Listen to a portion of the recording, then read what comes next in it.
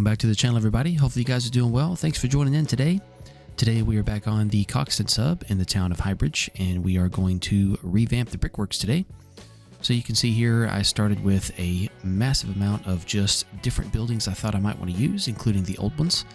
And I came into this with the full intention of completely removing the old buildings and starting fresh with this industry, under the one condition that I did not really want to do any work on the track arrangement. So we're going to see the track arrangement stay basically the same.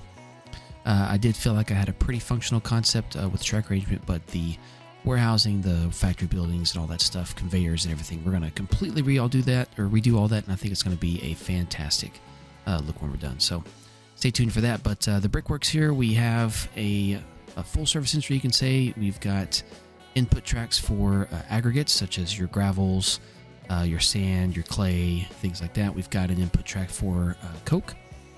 Coke is in the coal that has been heated and conditioned to be more efficient than just raw coal. There is a coal mine here in the town of Highbridge, but what they do is they ship all that coal off to some of the area gasworks and different facilities and whatnot to get it turned into coke, and then you ship the coke back to these industries, and they use the coke because it does a better job of getting some of those higher temperatures for a little bit less effort.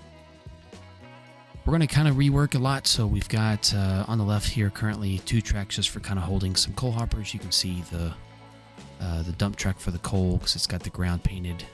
There's another dump track kind of right in the center of the screen now we're going to actually create. That's going to be for the clay and the sand.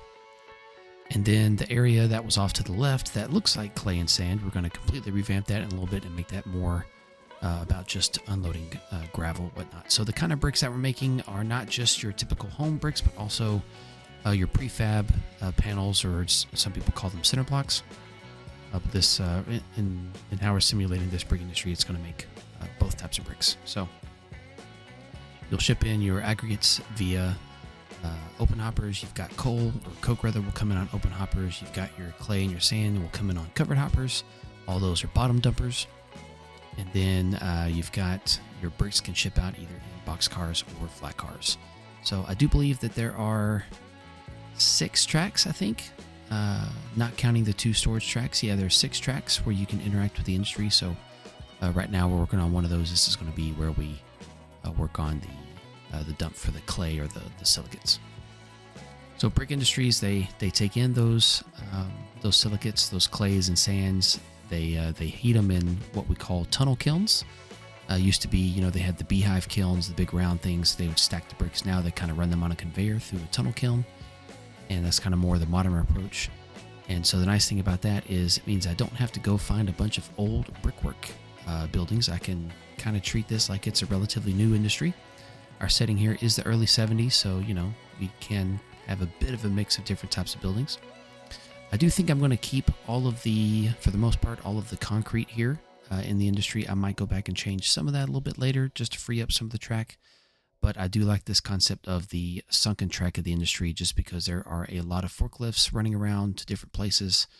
There's a lot of trucks running around different places, and I think it just makes a lot of sense to have this entire industry paved over. So I might come back and change some of that. We'll see. I can always do that in a part 2 video or something, but this is in Highbridge. Highbridge does have its own local that runs out of the yard there in Highbridge. So through Trainz, as you've seen before in the loot and turn video, through Trainz come in and they drop off cars in Highbridge yard. And then from there, the Highbridge local runs up here to the brick mill and works all the industries and spurs here in town. There's a couple of team tracks and local tracks and things in town as well, including the coal mine. So quite a bit for the for the Highbridge local to do. So right now we're just kind of working on some of the minor details. I don't really go into super detailing this episode.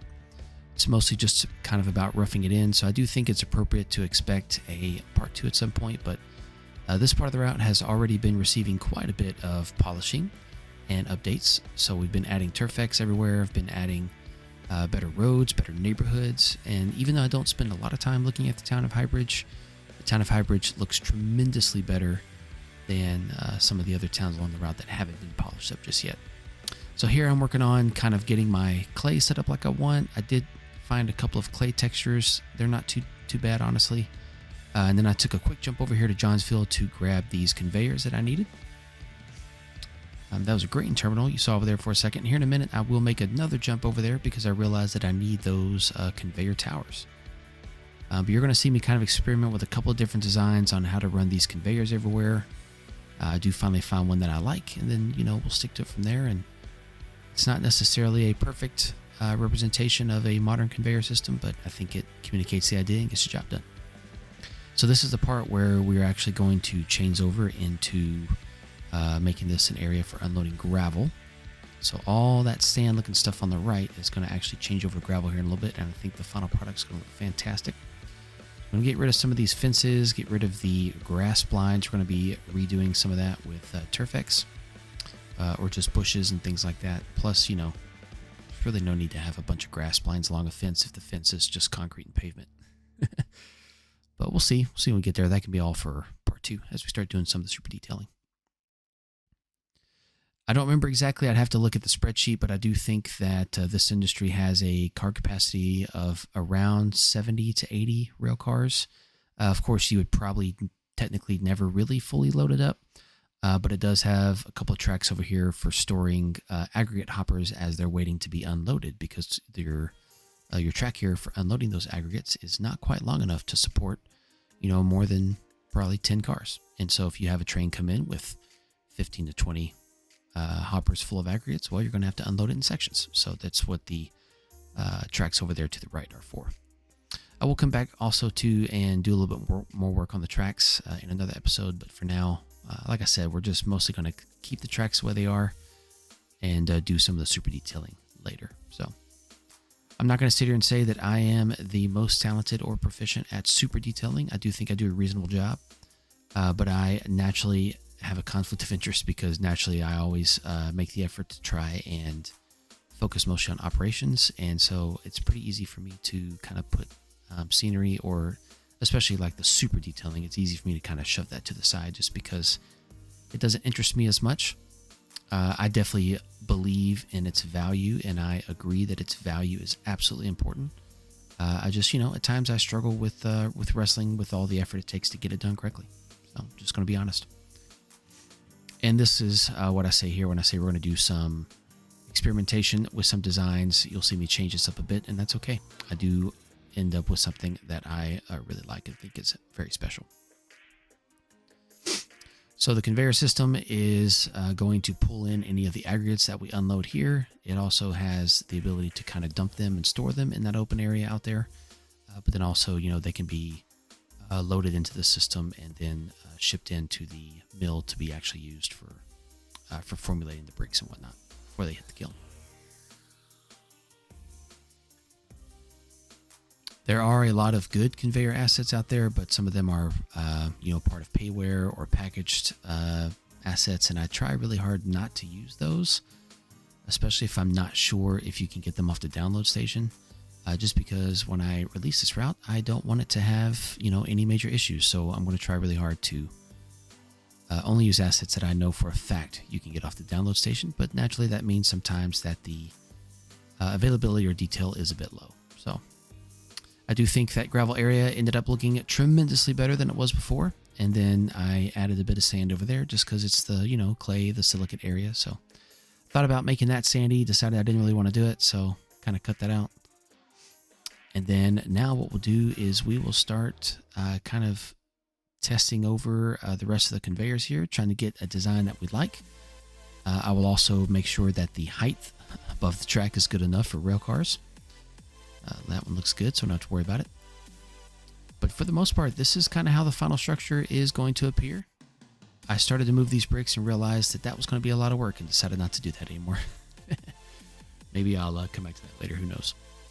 But now it's time to lay out the conveyor system to get our aggregates from the storage out to the actual mill itself. So you're going to see me experiment quite a bit with this as well. And then as I'm going through, I realized that, most conveyors hauling aggregates probably start high and go low because then gravity kind of works in their favor. So, I did take the time here to change what you see right now to reflect that. So I think that was the moment when I realized it. Here I am just trying to get some good supports I think would look nice to go under the conveyor, because obviously that is way too far to go without any support. And then I settle on the one that I was considering using earlier. And then I got this brilliant idea that if I kind of bury it inside the conveyor, it really, you just see the supports themselves and not that I-beam or whatever on top, and that just looks really, really good. So I got lucky, I'll say. I'd love to say I planned that, but that was really just a reaction that happened to work out in my favor. But you know what? We'll take it. Getting about to the end here, so for part 1, this will be about it. We'll hit part 2 here pretty soon, but thank you guys for watching. If you have any questions, let me know in the comments. I'd be happy to answer.